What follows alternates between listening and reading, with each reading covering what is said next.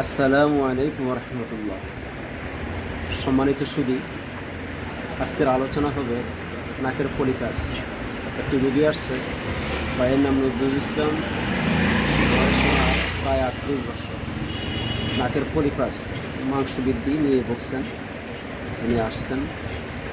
তো ওনার যে সিমটমগুলো রয়েছে, ওনার নাকের ভিতরে মাংস বৃদ্ধি পাওয়াতে প্রায় সর্দি লেগে থাকে, ঘুম পাতলা হয়, ঘুম বেশি একটা হতে চায় না, নাক বন্ধ হয়ে থাকে, লবণ খায়, লবণ প্রিয়,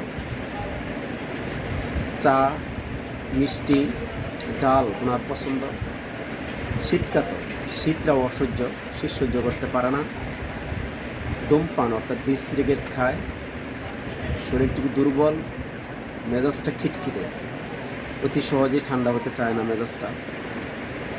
মৃত ব্যক্তির প্রায় স্বপ্ন দেখে থাকে, গোসল নিয়মিত করে থাকে, কিছুটা তিলিক রয়েছে শরীরে, বিভিন্ন অঙ্গে বিভিন্ন স্থানে তিলিক রয়েছে, টিকা নিয়েছে।